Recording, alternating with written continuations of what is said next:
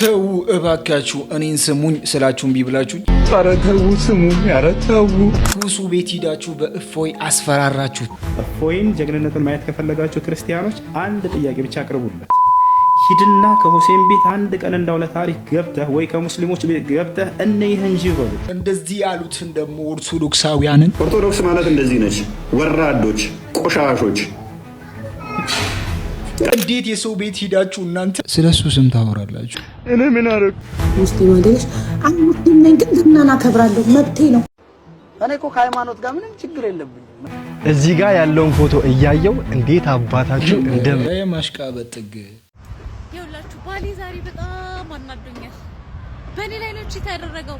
ደግሞ እንዴት ቺት እንዳደረገ ብትጠይቁኝ እንዴት እንደሚያናድድ አብሮኝ እየተኛ ለካሱ በህልሙ ሌላ ሴት እያለመ ነው የሚያድረው። ኒቃቢስቷ እንደዚህ ትላለች። ኖርማል ገርል ደግሞ ቃለ ኢኒ አብዱላሂ አታኒ አልኪታበ ወጀዐለኒ ነቢያ ወጀዐለኒ ሙባረከን አይነማ ኩንቱ ወአውሳኒ ቢሰላት ወዘካቲ ማ ዱምቱ ሐያ وبرا بوالدتي ولم يجعلني جبارا شقيا والسلام علي يوم ولدت ويوم أموت ويوم أبعث حيا ويوم أبعث حيا عيني كابيستوች እኔ ወርኩ ደጋፊዎች እንኳን ደስ አላችሁ። እኔ እንደዚህ ተደስቼ አላውቅም። እውነት እንደዚህ ተደስቼ አላውቅም። እኔ አፍራለሁ ከዚህ ህዝብ ወጣው ለማለት ወይኔ እንሮ ጉዳችንን አላ ነው የሸፈነልን። እኔ የሚገርመኝ ነገር አይቼ አሰላሙ አለይኩም ወራህመቱላሂ ወበረካቱ የምትለው ነገርስ ለምን እኔ ላይ ታፈጣለህ? ሀሳቡን ያመነጨው እሱ። አንተ ልጅ ግን ላይክ ማድረጉ ልተው ነው። መጀመሪያ ስትመጣ ሰላሙ አለይኩም በል። ቪዲዮውን ግማሽ ከደረስክ በኋላ ሰላም አለይኩም። ይህ ህመም ነው። እኔ ምንም አለ مرحبا بالجميع كيف حالكم السلام عليكم ورحمه الله وبركاته እንዴት ናችሁ? ሁሉ ሰላም፣ ሁሉ መልካም፣ ሰላም ነን አልহামዱሊላህ። ሳምንታችሁ ግን እንዴት እየሄደ ነው? በቃ እረዳሻለሁ። በጣም ብዙ ስትራግሎች ነበሩ፣ በጣም ብዙ ነገሮች ነበሩ። አንተ ጋር በጣም ብዙ ነገሮች እንደተከሰቱ ይገባኝ። ሁሉም ነገር ግን ችግር የለውም። በነገራችን ላይ ቤተሰብ ግን ደህና ነው። አንተ 170 ጊዜ ብትቸገር ይሻላል ቤተሰብ የሆነ ነገር ከሚሆን። በነገራችን ላይ ከታማሚው ይልቅ አስታማሚው በደንብ ይታመማል ይባላል።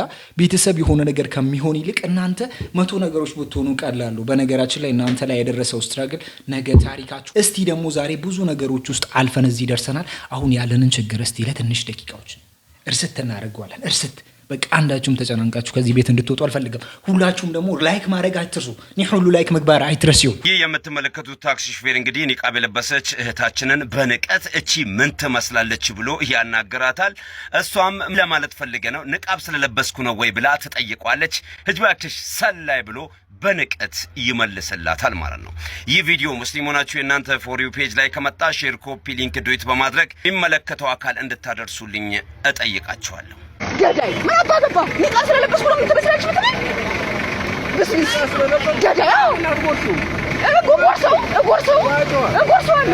እጎርሰዋለሁ። እንዳንተ ሰይጣን አምላክ ይመስልኩ አላህን ነው የማመልከው። ሰላይ ስራስ አፈር ሂጃብ ትሰድባለህ እና እንግዲህ እንደምትመለከቱት አላህ ታዘው ኒቃብ የለበሱ እህቶቻችንን በተለያዩ መንገድ ማሸማቀቅን ተያይዟል። ስለዚህ እነዚህ አይነት ሰዎች ለራሳቸውም ለሰውም ክብር ያለላቸው ሰዎች በህግ ሊጠየቁልን ይገባል። ሁላችሁም ዝምታን መምረጥ የለባችሁም። ወይ እናታችሁ ወይ ምስታችሁ ወይ ልጃችሁ ወይ እህታችሁ ነው በየመንገዱ እያሸማቀቁ ያሉት ማለት ነው። ስለዚህ በድጋሚ ሼር፣ ኮፒ ሊንክ በማድረግ ለሚመለከተው አካል እንድታደርሱልኝ በአክብሮት ተጠይቃለሁ።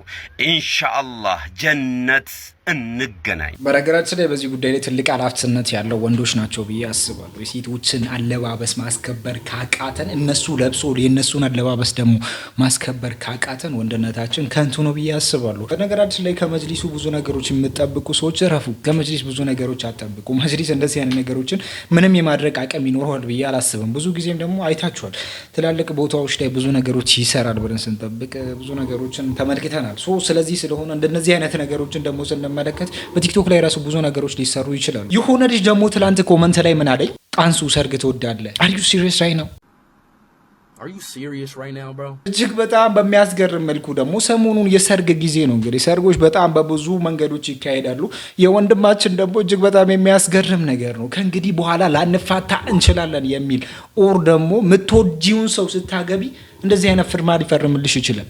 ህልማቸው ሰመረ፣ ትዳር ተጀመረ፣ አንዱ ለአንዱ ያረገው ከለላ አንዱ ለአንዱ እንዲህ እኔ በእስክሪብቶ ምናምን ልፈርም ነው አለ። ናና አይሆንም፣ አይሆንም። መርፌውን አስበው ነው አይዞህ ሄደው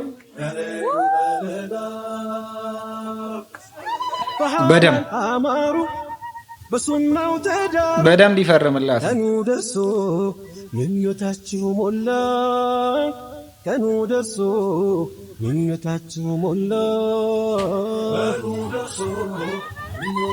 በደንብ ተፈረመ።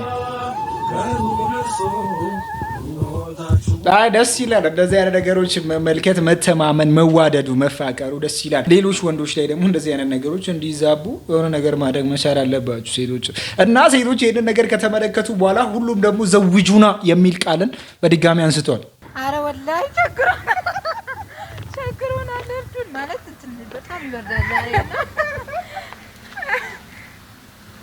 መጣ መሰለኝ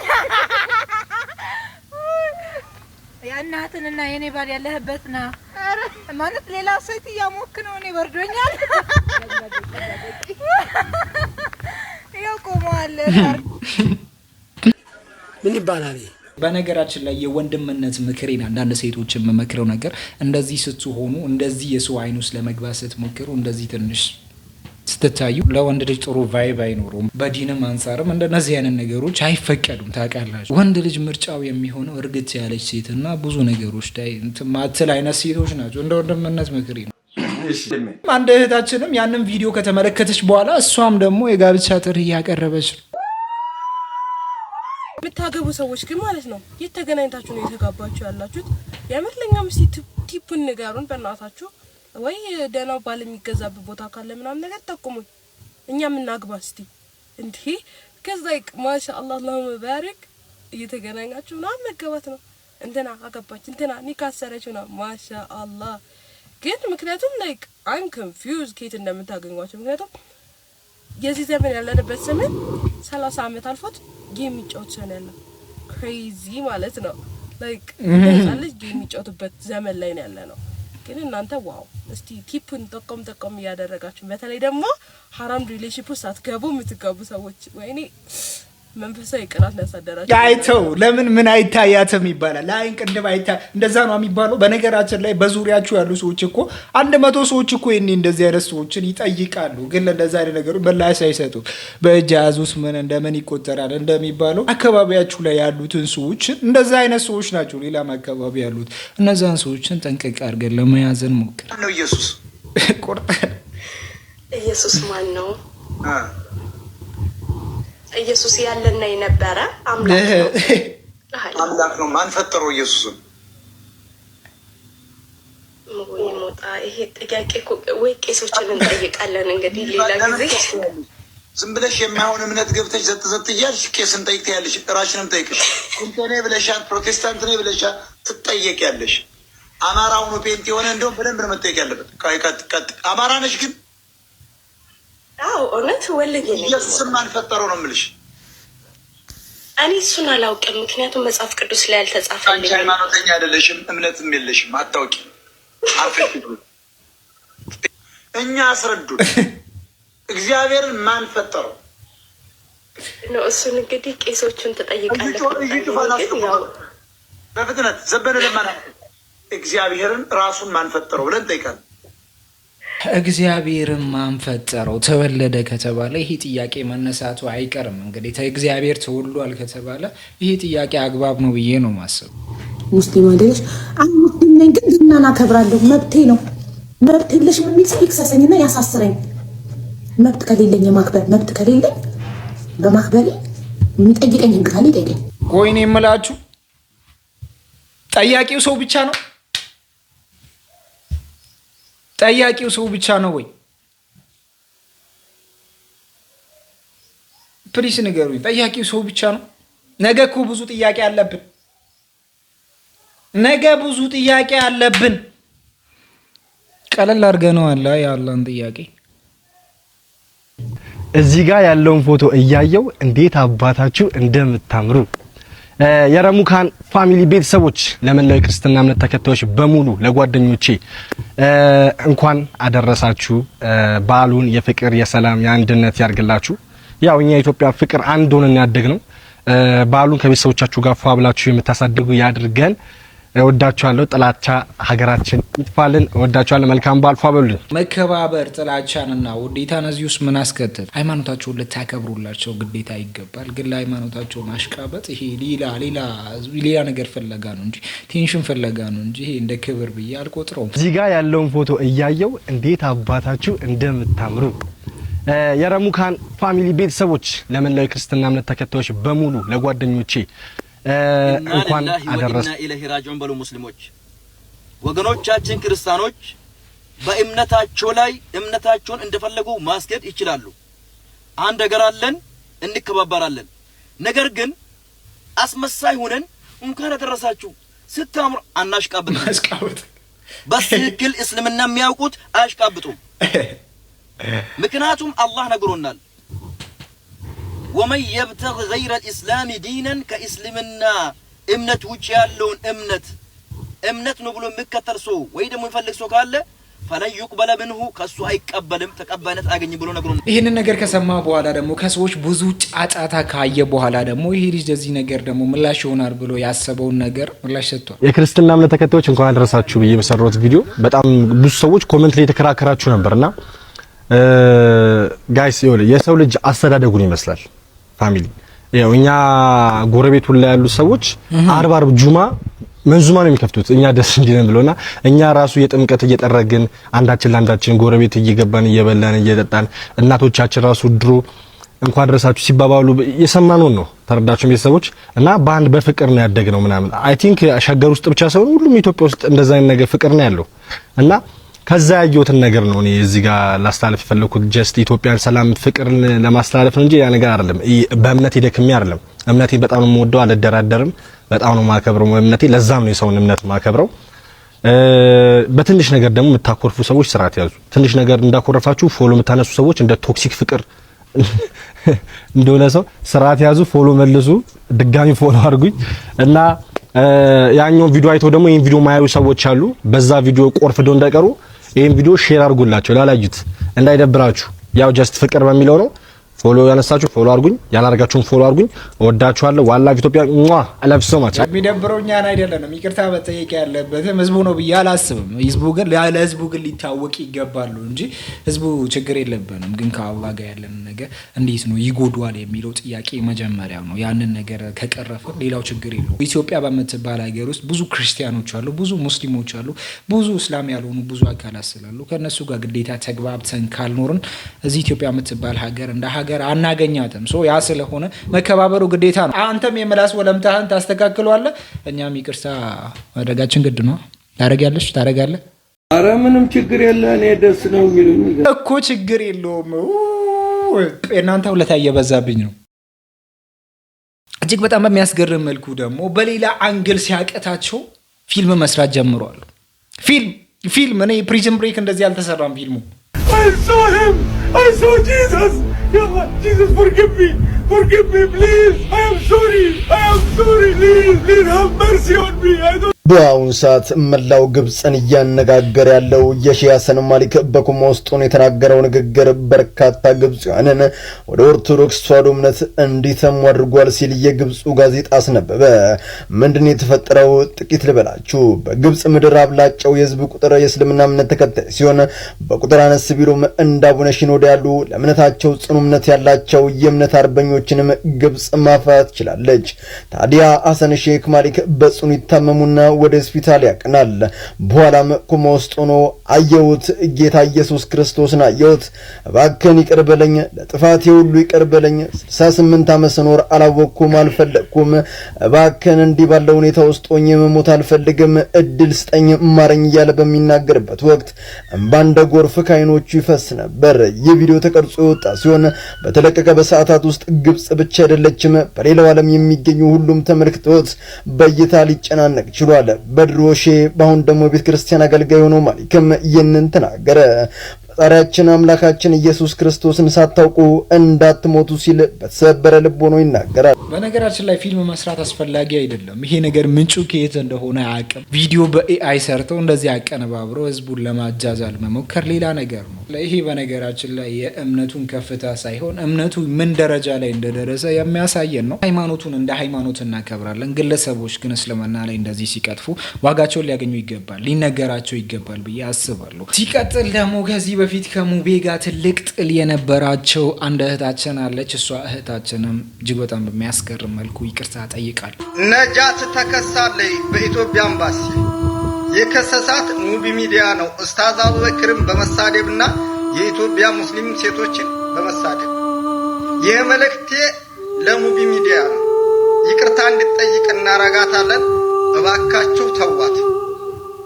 ለውሐል ቀለም ናት። ይቺ ሰው እብድ ናት። ዘካም ጦምም እንደዚህ ብሎ ኡስታዙ ተናግረዋል። እጅግ በጣም በሚያስገርም መልኩ ደግሞ ላይቭ ላይ አመጧትና ያለው እኔ አንድም ቀን እኔ ሙስሊም ነኝ። ኡስታዜን ማንም ሰው እንድናገረው አልፈልግም። አይደለም እኔ ወጥቼ ልዘረጥተው ልሰድበው። ሙቤ የሚባለው ሰውዬ ግን እባካችሁን ጠላቶችን ብትሆኑ ከጎኔ ቁሙልኝ። ሙባረክ ሙቤ የሚባለው ሰውዬ ከኔ ጋር ችግር አለበት። በቃ ይተወኝ፣ ይፍታኝ። ሴት ልጅ ነኝ፣ ህይወቴን ልኖርበት።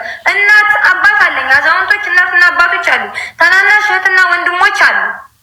እባካችሁን እኔ እዚህ ጋር ወጥቼ ማውራቴን መለፍለፌን አቱ ብዙ የማስተዳድረው ቤተሰብ አለኝ። ከህይወቴ እንደዚህ ብላ ለህዝቡ አቤቱታ አቅርባለች፣ ይቅርታ ጠይቃለች። ከዚህ በፊት ኡስታዝ አቡበከር ላይ የሆነ ነገር አውርታ ነበር። በወያኔ ጊዜ ያለውን ነገር አንስታ ብዙ ነገሮችን አውርታ ነበር። በዛ ነገር ላይ ይቅርታ ጠይቃለች። እጅግ በጣም በሚያስገርም መልኩ ደግሞ ከወያኔ ህልፈት በኋላ ደግሞ ዶክተር አብይ አህመድ ወደ ጠቅላይ ሚኒስቴርነት እንደመጡ ሁላችንም እናውቃለን። ከዚህ በኋላ ስልጣን ልለቅ ይችላሉ የሚል ቃል ተናግሯል።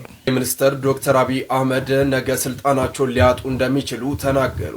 ጠቅላይ ሚኒስትር ዶክተር አብይ አህመድ በትናንትናው ዕለት ከቀዳማዊት እመቤት ዝናሽ ታያቸውና ከከፍተኛ የመንግስት አመራሮች ጋር በመሆን የቱሉ አራራ የተቀናጀ ሞዴል መንደርን ሲያስመርቁ ያስተላለፉት መልእክት የብዙሃን መነጋገሪያም ሆኗል። ጠቅላዩ የቱሉ አራራ የተቀናጀ ሞዴል መንደርን በይፋ ሲያስመርቁ በኦሮምኛ ቋንቋ ንግግር ያደረጉ ሲሆን በብሔራዊ ቴሌቪዥን በተላለፈ በዚህ ንግግራቸው ነገ ስልጣን በእጃችን ላይኖር ይችላል ሲሉም ተደምጠዋል። ስልጣን ይሰጣል፣ ጊዜ ሲደርስ ደግሞ ይሄዳል። ሲሄድ ከመጸጸት እድሉን ባለን አቅምም የሰዎችን ህይወት በመለወጥ እኛም ተደስተን ህዝባችንንም ማስደስተን ህዝባችን በችግር ከማልቀስ ወጥቶ በፍቅርና በምርቃት የሚያነባበት ሁኔታን መፍጠር አለብን በማለትም ተናግረዋል።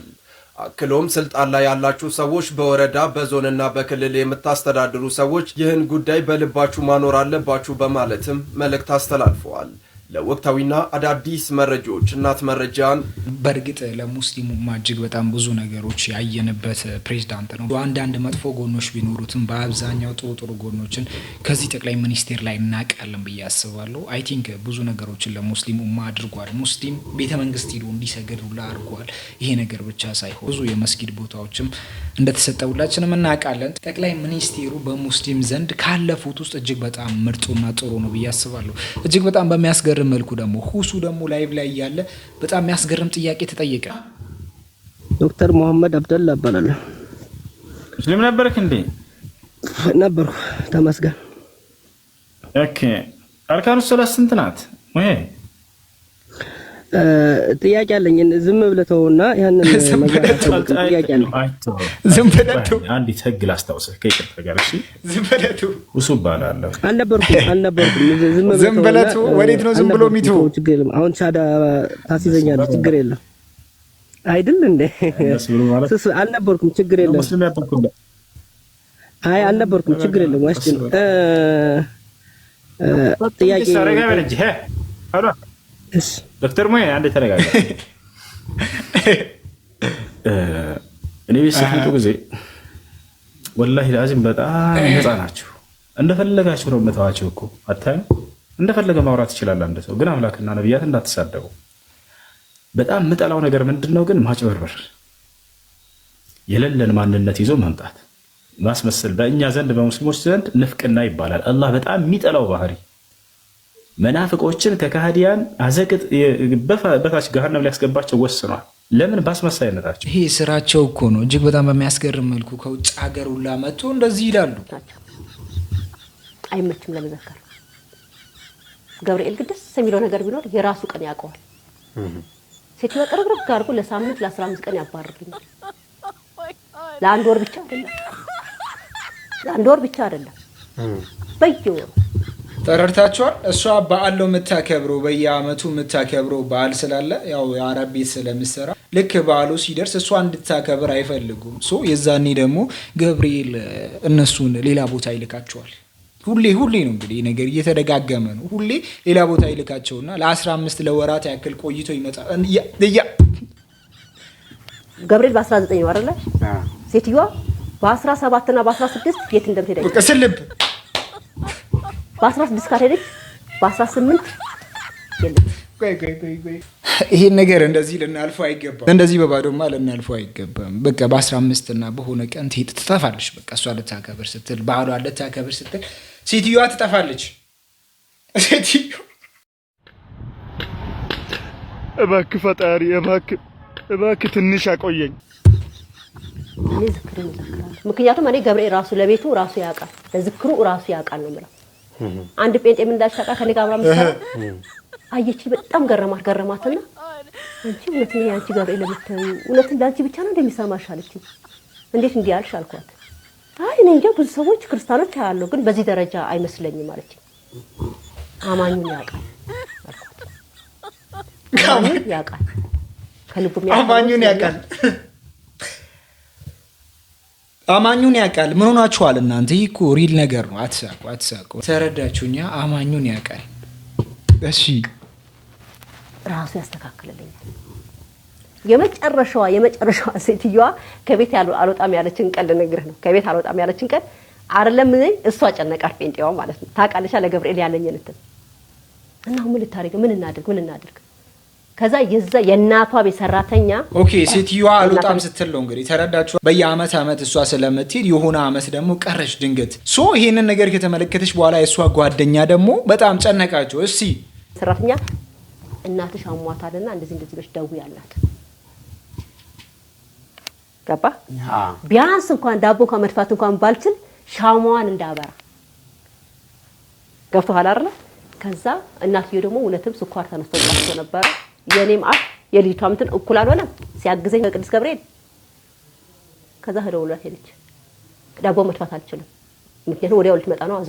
በዛው ስለሆነች ቶሎ ትመጣለች። ምንም አላረኩም። የሆነ የዱባይ ቂጣ አለ እንደዚህ ቀጭን ቂጣ የሚጋገራለ። እንግዲህ እንደው ገብርኤልዬ እንደው ይቅር በለኝ፣ ተደፍቼ እንደው ይቅር በለኝ። ምንም ማድረግ ስላልቻልኩ ነው። የራሴ ነገር ስትሰጠኝ ሁሉ ነገር አስተካክላለሁ ብዬ ያቺን ቂጣ ቁርስ ተሳርኩኝና ሻማዬ ለኮስኩኝና ቡና እንኳን ያፈላሁባት መንቆቅ ትንሽ የሷ ሴትዮዋ የምትጠጣባት መንቆቅ እንዳትመጣብኝ ማለት ነው። በሷ እንትን አልኩኝና ልክ ልትመጣ መኪና ክላክ ስታረግ ልብሴን ወደ ላይ ሰብስቤ የት ነው የሮጥኩት? ፎቅ መኝታ ቤት። እኛ ምንተኛው ፎቅ ነው። የት ነው ያስገባሁት? እኛ መኝታ ቤትም ስለምትገባ ሽንት ቤት ነው ያስገባሁት። ሻማው የልቤን ያውቃል። ምክንያቱም ቀኑ እንዲያልፍብኝ ስለማልፈልግ እና ገብርኤል በጠየቁት ነገሮች ፈጥኖ ይደርሳል። ወይኔ በቃ አበቃ፣ ወይኔ ጉዴ ባልኩት ሰዓት ላይ ያደርጋል። ታዲያ ይሄን ያልተከተልኩ ማን ለመከተል አለብኝ? እቺ ልጅ ለእምነቷ ያላት ቦታ እጅግ በጣም ያስገርማል። እንግዲህ እንደሰማችሁት ነው። ሴትዮዋ አልወጣም ስትል የመጨረሻው ቀን ላይ ማለትም ደግሞ ብዙ ጊዜ ትሄድ ነበር። የሆነ ጊዜ ደግሞ አልሄድም ስትል በአመት የምትሄደውን ነገር አቆመችና የሆነ ጊዜ ደግሞ በዓል ሲደርስ አልሄድም ብላ ነበር። ከዛ ከየት ይደወልላታል ስልክ? ከአያቷ ቤት አያትሽ ታሟል ቶሎ ነኝ። ከዛ እሷ ስትሄድ ያው እንግዲህ ቶሎ ስለምትመለስ እቺ ልጅ ደግሞ በዓሉን ለማክበር ረዥም ታይም አልነበራትም። ሶ ባላት ታይም ውስጥ የሆነ ነገርን አድርጋ በዓሏን አክብራለች።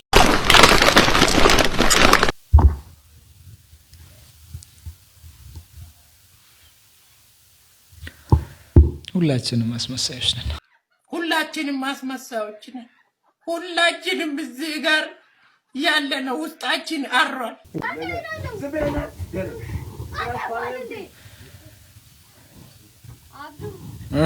ባልና ሚስት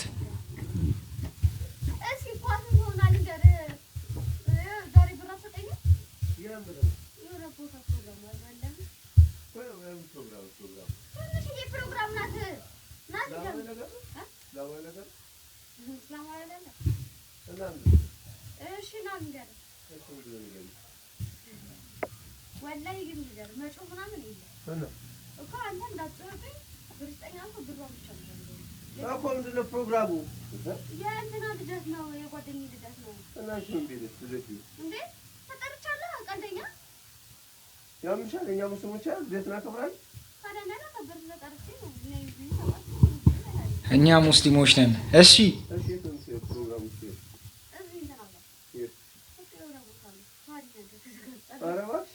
ፋሪ ነገር እየቀለድሽ ነው አይደል? ወላሂ ላዚም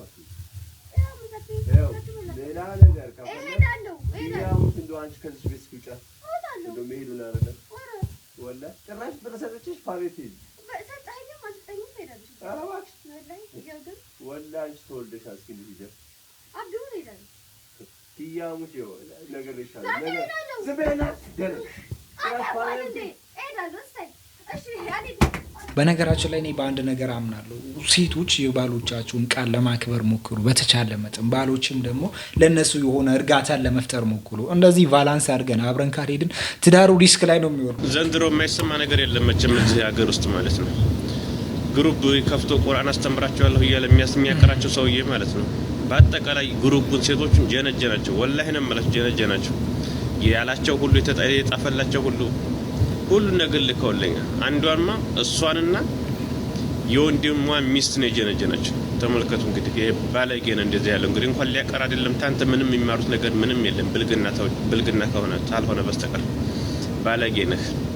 በልት ለስምንት ቀይራል በልት አለ ደግሞ በዛው ቁርአን አስቀራቸው ነው ታከትም ያለች ባጭር ጊዜ ሀፊዝ አረግሻለሁ አንቺ ተምረሽ ሌሎችንም ታስተምሪያላችሁ እያለች የምትጀነጀኑ ባለጌዎች ቅዲያ ቀዳዳ ናቸው። ስምህንም ትክክለኛ ነግረውልኛል። ስምህን ቀይረ ደግሞ የምትጀናጀንበትም ስም ልከውልኛል። ሁሉንም አኪድ ይሄ ግሩፕ የውሃብያ ግሩፕ ነው። ምክንያቱም እነሱ ነው። እሺ ይሄን ምን አመጣው? እስቲ ፕሊስ ምን አመጣው? አንድ ግለሰብ ነው ይሄንን ነገር እውነት ቢሆን ራሱ ይሄንን ነገር እያደረገ የነበረው አንድ ግለሰብ ነው። ምን አመጣው? ምን አመጣው? ብዙ ዓሊሞችን መስደብ ምን አመጣው? ብዙ ነገሮችን መፍጠር። በተለይ በኢሞ ላይ ቁርአን እናቀራለን ብለው የግሩፑ ብዛት ሱብሃንአላህ እኔም ስለማቅ ነው ይሄንን ነገር ማለት ነው። እና እህቶቼ ምን ለማለት ፈልጌ ነው፣ ከነኚህ ሰዎች ራሳችሁን ጠብቁ። ሰው ቁርአን የመቅራት ፍላጎት ያለውን ተገን አድርገው በዛ ነው የሚመጡባችሁ። ስለዚህ ማን ላይ መቅራት እንዳለባችሁ መጀመሪያ ጠንቅቃችሁ ማወቅ አለባችሁ እንጂ ሰው ስላስገባችሁ አቅሪ ነው ብሎ ስላስገባችሁ ብቻ ዝም ብላችሁ ዘው ብላችሁ አትግቡ። በተለይ ያኔ ቁርአን በእነሱ ላይ መቅራት እኛ አንችልም፣ አይበቃም በውሃብያ ላይ ቁርአን መቅራት ገብቷችኋል። ከዛም አንፃር ሁለተኛ ደግሞ የማይሆን ገንዘብ ክፍያ ይጠይቋችኋል። ብሎም ደግሞ እናንተ ስራ ለማስፈታት ሌላ ጅንጀና ውስጥ የሚገቡ ሰዎች አሉ። እና ቅርአት ብላችሁ ስትገቡ ማን ላይ መቅራት እንዳለባችሁ እንዴት መቅራት እንዳለባችሁ መጀመሪያ ቆም ብላችሁ ካላሰባችሁ ብዙ ባለጌዎች አሉ። በተለይ ኢሞ ላይ ሱብሃንአላህ ስራዬ ብለው ሴቶችን ለእንደዚህ አይነት ነገር ለማጥመድ የሚጠቀሙ ሰዎች አሉና ከነሱ ራሳችሁን ጠብቁ። ገብታችሁ በኋላ መውጫው እንዳይጠፋባችሁ ለማለት ያክል ነው። ወሃብያ በቀጥታ ቢሆን በተዘዋዋሪ እንግዲህ ጥቃቱን እንደቀጠለ ነገሩ ራሱ አያምርም። እንደዚህ ካላሉ ወሃብያ እንደዚህ ሱፊዬ እንደዚህ ካላሉ አንዳንድ ሰዎች እኮ ነገሩ ራሱ አይመቻቸውም። አፋቸው ላይ ምቾት አይሰማም እንደዚህ አይነት ቃላቶችን ካላወሩ። ወሃብያ ብለሽ የምትጠሪያቸው ሰዎች ምን አይነት ሰዎች ናቸው? ለማንኛውም ግን ኑሩልን። ወሃብያ ሱፊዬ እያላችሁ ብዙ ነገሮችን እያስተማራችሁ ነው። ብዙ ወንድማማቾችን እርስ በርስ እንዲፋጁ እያደረጋችሁ ነው። እዚህ ባለውበት ኤሪያ ሁላ ብዙ ነገሮች አሉ። በነገራችን ላይ እዚህ መስጊድ ትመጣ እንዴ የሚል ሰውም አለ። እኔ ብዙ ጊዜ ደርሶኛል። እባካችሁ እንረፍ፣ እባካችሁ። ሁለተኛ ነገር እኔ በሰው ቪዲዮ አቀናብሬ አላውቅም። ሙሉ ቪዲዮን ሄድና አንድ ክርስቲያን ሰው እንዲህ ብሎ ዛሬ ተናግሮ ብዬ ሰርቼ አላውቅም። እሱ ግን በእኔ ላይ ትምህርቴን ልክ እንዳንተ ተደብቆ እየተከታተለ ቪዲዮ እየቆረጠ ዛሬ ሁሴን ማታ ላይ ያንን እየሰበስብና ሁሴን ዛሬ እንዲህ ብሎ ተናግሮ እያለ ብዙ ቪዲዮዎችን ሰርቷል። ይታል አይደለ? ሂድና ቪዲዮዎችን ፈትሻቸው ታገኛቸዋለህ። ወደ ታች ሁሴን እንዲህ ብሎ ዛሬ ሰርቶ ይላል። ገብቶ ግን እዚህ መናገር አይችልም። ግደለው። እፎይን ጀግንነቱን ማየት ከፈለጋችሁ ክርስቲያኖች አንድ ጥያቄ ብቻ አቅርቡለት። ሂድና ከሁሴን ቤት አንድ ቀን እንዳው ለታሪክ ገብተህ ወይ ከሙስሊሞች ቤት ገብተህ እነይህ እንጂ በሉት። ሁሌ ቤትህ እንደ ሴት ተደብቀህ እስከ መቼ ህፃናቶችን ያስገባህ? ሂድና ድፈርና ሙስሊሞች ገስት ላይ ገብተህ አውራ እንጂ በሉት። የዛኔ ጀግና በሉት፣ እንመሰክርላቸዋለን። በህይወት ዘመኑ ሙስሊሞች ገስት ቤት ገብተህ አያውቅም። ግን ህፃናቶችን ዝም ብሎ የማያውቁ ሰዎችን ከመንገድ እየተሰበሰበ እያስገባ እንደዚህ አይነት ድራማ ለእናንተ ይሰራል፣ ይጫወትባቸዋል ጭንቅላታችሁ ላይ። ጀግንነትህን ሂድና ሁሴን ቤት ገብተህ ያሳየን በሉት። የዛኔ ሞትና ትንሳኤውን አሳይሃለሁ። ድጋሚ ቲክቶክ ላይ እንዳይገባ ነው የማደርግልህ። ገብቶሃል አይደለ? ይሄ ለእናንተ የሚነግራችሁን ውሸት እስከዛሬ የገነባውን ሁሉ በአንድ ደቂቃ ነው ፍርስርስ ማደርግልህ። ሂድና ሁሴን ቤት ጠርቶሃል፣ ገስት ላይ ሂድና ግባ። በቀጣዩ በአንተ ቤት ደግሞ በገስት ይመጣልሃል ብለህ ንገረው። እሺ። በነገራችን ላይ ይሄ ነገር እኮ ብዙ የሚያስወራ ነገር አይደለም። ከዚህ በፊት ተገናኝተዋል የሆነ ጊዜ ካስታወሳችሁ ላስታውሳችሁ።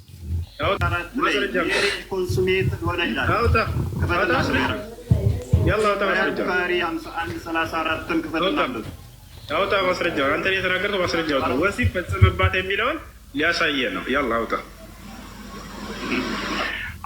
9 ዓመት ሙሉ አብራት ሲኖር አውጣ ማስረጃውን። የለውም አያችሁ አይደለ? ማለት ነው። ስራ ያዛያችሁ መልስ የለም። አሁን ይሳደባል። ይሄ ነው ተወያየበት። አውጣ ማስረጃውን። የለውም አያችሁ አይደለ? ማለት ነው። ስራ ያዛያችሁ መልስ የለም። አሁን ይሳደባል። ሁለተኛ እንዲህ አይነት ወሬ አታውራ። አንተ ትልቅ ሰው ነህ። የሌለ ነገር ታወራለህ። ተሸውራችሁ ያለው ብለህ ወላሂ ክርስቲያኖች እየተጫወተባቸው ነው። ይሄ ሰውዬ አንድ የሚያውቀው ነገር የለም። ማስረጃም ጣ ሲባል አያችሁት አይደለ? ህፃን ልጁና 9 ዓመት እያለች እንትን ይላል። እንደዚህ ነው እንግዲህ። ምንም አይነት ማስረጃ የላችሁ። ማስረጃ ቢያመጡ ሙላ ደዒፍ ሀዲሶችን ይሰበስቡና በዛ ሀዲስ ላይ የሆነ ነገር የራሳቸውን አስተሳሰብ ሊጭኑ ይፈልጋሉ። ማህበረሰቡን እንደዚህ እያሉ እየበደሉ ነው። እነዚህ ሰዎች እንግዲህ ስራቸው ነው፣ እንተዋቸውና ሲቀጥል ደግሞ እንጀራቸውም ነው። ሲቀጥል ደግሞ ሰው ለሴት ልጅ ብሎ ሰው ለፍቅር ወይም ደግሞ ለሴት ልጅ ብሎ ህይወቱን ያጠፋል። ሚስቴ ከሌላ ወንድ ጋር ፍቅር ጀምራለች ያለ ወጣት ራሱን አጠፋ። ጉዳዩ እንዲህ ነው። ልጁ የሚኖረው በሳውዲ አረቢያ ሲሆን ልጅቱ የምትኖረው በዱባይ ነው። ሁለቱም ትዳራቸው ቤተሰብ ንክ አስሮላቸው እሷ በዱባይ እሱ በሳውዲ በስልክ ያወሩ ነበረ። መካከላቸው ምንም ጠብና መጥፎ ነገርም አልነበረም። የዱባይን ሴት ታውቃቸው የለ ትንሽ ወጣ ማለት ያበዛሉ። ፓርክና ሰርግ ያለበት ቦታ አጠፋም። ልጅቱ በአንድ አጋጣሚ ሰርግ በሄደችበት ከወጣቶች ጋር ትገናኝና ፎቶ ተነስታ ኢሞ ስቶሪ ላይ ታረጋለች። ባልዩ አይቶ በጣም ተቆጥቶ 2-3 ሲደውል ስልክ አላነሳም ስትለው ወጥቶ ራሱ ሰቀለ። አንገቱ ላይ ገመድ አረገ። በዛይ ታይም ላይ 3-4 ልጆች የአካባቢ ልጆችና አንድ ወንድም ከሱ ጋር ነበረ። ሌላ የአካባቢ ልጆች እሱ ራሱ እንዳጠፋና በህይወት እንደሌለ ሲያውቁ ሸሹ። የገዛ የእናቱ ልጅ ሬሳም ቢሆን ወንድሙ ነውና ጥሎ መሄድ አልፈለገም። በቦታው ነበረ። ወዳውኑ ለፖሊስ ተደወለ። ፖሊስ መጣ። የተሰቀለበት ወንድሙን ከገመዱ ላይ ያወረደው ታናሽ ወንድምየው ነው። በዛን ጊዜ ፖሊሶቹ የመጡት ወንድምየውንም ሬሳውንም ወስዶ ወደ እስር ቤት ይወስዳቸዋል። ልጁ አንደኛ ተጠርጣሪ ገዳይም ነው። አሻራም የተገኘበት ታናሽ ወንድሙ ላይ። አሁን በዚህ ሁኔታ ውስጥ ታናሽ ወንድምየው የሞተ ሞቷል። እሺ ታናሽ ወንድምየው በሳውዲ አረቢያ በእስር ቤት ውስጥ ከባድ ጊዜ እያሳለፈ ይገኛል፣ እየተቀጠቀጠ። በሱ ብቻ አላበቃም። ልጅቱ ባልዩ መሞቱ ስታረጋግጥ ከ2 ቀን በኋላ በሶሻል ሚዲያ ሰዎቹ ሲቀባበሉ ስታይ እሷን ወታ ራሷን ታጠፋለች። በዚህ መካከል ለማን ነው የተጎዳው? የልጅቱ ቤተሰብ፣ የልጁ ቤተሰብ። በህይወቱ ደግሞ በሳውዲ አረቢያ ላይ በአሁኑ ሰዓት በእስር ቤት ውስጥ ነፍስ አጠፋ ተብሎ እየተቀጣ ያለው ልጅ። እስቲ ከዚህ ሁኔታ ውስጥ ምን ተማራችሁ? እኔ በጣም አሳዝኖኛል። ባይዘው ልጅቱም ልጁም የጅማ ልጆች ናቸው። የእውነቴን ነው የምላቸው። አንዳንዴ ችኩል ይሁን ኦቨር ማፍቀር ይሁን አይ ዶንት ኖ ማለት እንደዚህ ነገር በዚህ ታይም ላይ እንኳን በዚህ ዘመን ላይ መኖሩ ራሱ ግራ የሚገባው ነገር ነው። ብቻ ታሪኩን የኔ መስል ነበረ። በጣም ነው ወዳችሁ። ሼር ኮፒ ሊንክ አድርጉት።